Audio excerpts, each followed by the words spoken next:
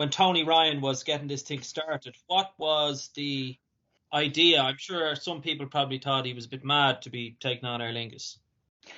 Yeah, it was an interesting time because there had been a few airlines that hadn't been successful. They had tried to take on Aer Lingus. It was a much more regulated environment at the time, but there was a strong sense that things were changing, that deregulation was on its way. It was going to be a regional airline. It was turboprops, famously. Waterford was the airport they chose to launch from. And Ryanair, you got the impression it was a little bit of a sideshow to Tony Ryan's main project, which was their aircraft leasing and Guinness Peak Aviation. It was when Guinness Peak Aviation attempted an IPO and all came unstuck that Tony Ryan returned and concentrated his firepower on Ryanair and brought in some very, very crucial executives. Everybody knows Michael O'Leary's association with Ryanair, but Dennis O'Brien was there for a while. So Tony Ryan fulfilled that role he did for a generation of Irish businessmen, of spotting the talent and giving these guys their head. And when we think of it now, it's all about value and it's low fares and it's all the rest. But that wasn't really the initial way it was at the start. It's an interesting one because Tony Ryan was not a big no-frills man. He sort of had these delusions of grandeur, and one of the famous rows between Michael O'Leary and Tony Ryan at the early days was when Michael O'Leary suggested that they should stop serving free coffee. That was probably regarded as a step too far by some of the people involved in Ryanair at the time. As it turned out, it was the model on which Ryanair was built, because once the customers' expectations turned to fares and away from all the other areas of service, it gave Ryanair the sort of leeway and the nimbleness that it was required to take on the more established airlines. There would have been very famous advertising campaigns where Aer Lingus would sneer a little bit at Ryanair, the fact you got off the airport in Luton and you had to take the bus to London and you didn't get your free cup of coffee, and Ryanair's ads would say, well, how much do you pay for your breakfast? So that was the sort of level of competition between Aer Lingus and Ryanair. But you got to remember that it wasn't really Aer Lingus that turned out to be the big rivals for Ryanair. It turned out to be the other flag carriers. Once they put their nose into Stansted, they were taking on British Airways, and in subsequent years they took on Iberia and Alitalia as well. The inspiration, I suppose, if we can call it that, was Southwest, Herb Kelleher. Interesting one that Michael O'Leary went to Southwest. He worked there.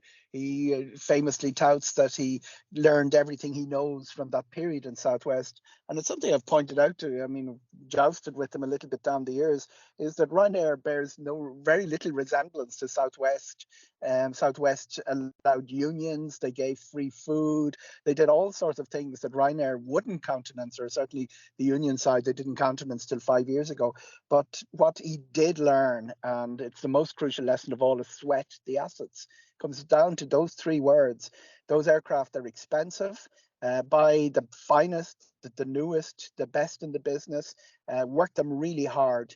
And if you're going in with to the salespeople in Boeing and you're ordering enough aircraft, huge orders, you're going to get them at a price, which means that even after you've worked your aircraft for a few years, you can sell them on for nearly as much as you paid. You're getting much below the market rate. So all of they're the things he learned from Southwest. He discarded some of the other things that Southwest did and just picked that one key thing: sweat the assets, provide the population with lots of capacity. Don't really worry about the opposition. It's capacity that will determine the price. And when the price is at the right level, people who wouldn't have flown otherwise, or in our case in Ireland would have taken, for instance, the ferry to England, they chose to fly. The number of times people flew went up from a very small number a year to the level where Ireland is second only to Norway in the number of flights per year per head of population that we take. This transformation from flying sort of being a luxury, middle class and upward sort of pursuit into something that was available to everybody. I mean, Ryanair they weren't the instigator of that, but it was a trend, I suppose, that they were able to take advantage of. So maybe you can just outline for me a bit about how that came to be, that air travel kind of opened up to everybody. Opening up air travel to everybody was something that was floating around since the 1960s, and there were very high profile attempts to produce budget airlines and budget fares. What they ran into was a very heavy level of regulation that started breaking down in Reagan's America in the 80s, and it was the 90s before it extended to Europe. I think if Ryanair weren't around, different European airlines would be dominating the Irish market. It's just that Ryanair were in the position that the timing was right. They had good access to a very big market in Britain. There was a lot of difficulty getting that licensing arrangement. I think the British government at the time wanted 3 low-cost airlines to be granted licenses in Ireland to operate from Ireland for the one concession that they were making to Ryanair.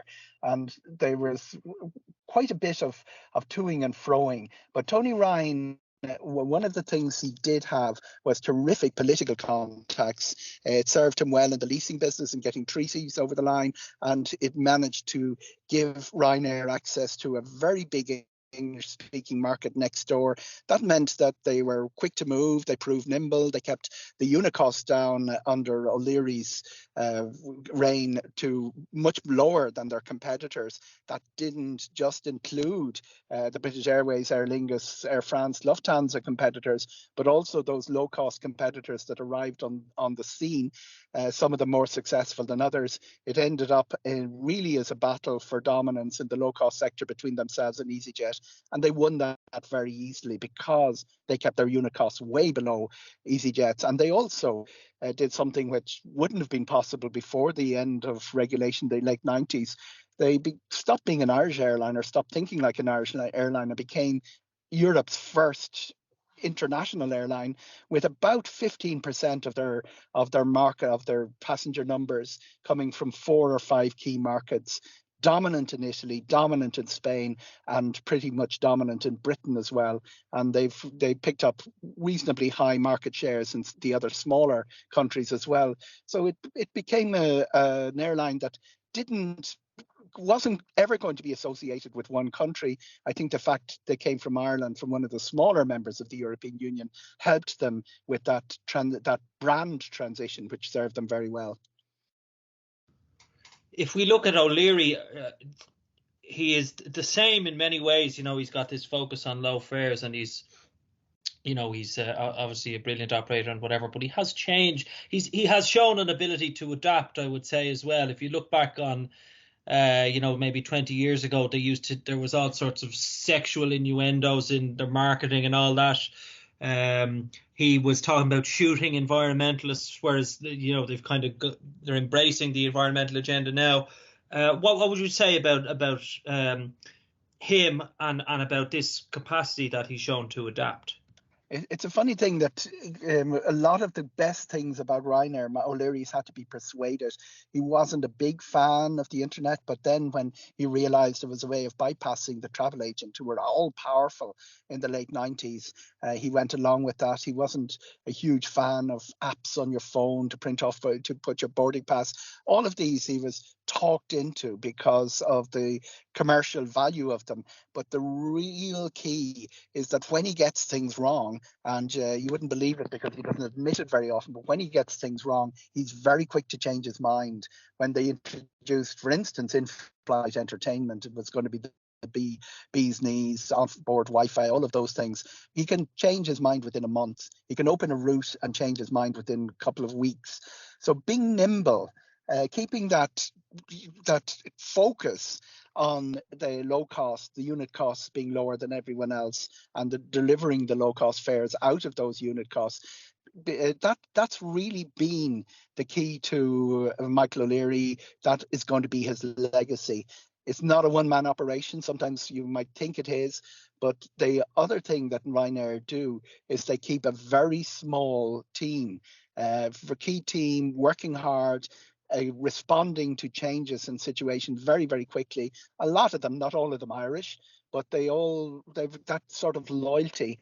And while you're right when you allude to the macho, almost the locker room language of some of their marketing in the early days, their ability to take on everyone, to ridicule politicians, do things nobody else would dare do, taking on the EU Commission. Who takes on the EU Commission? Ryanair did.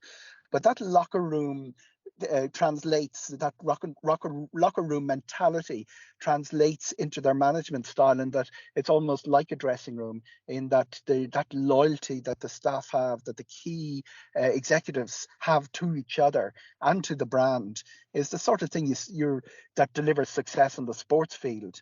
And it's something that Ryanair have really implemented through three huge crises.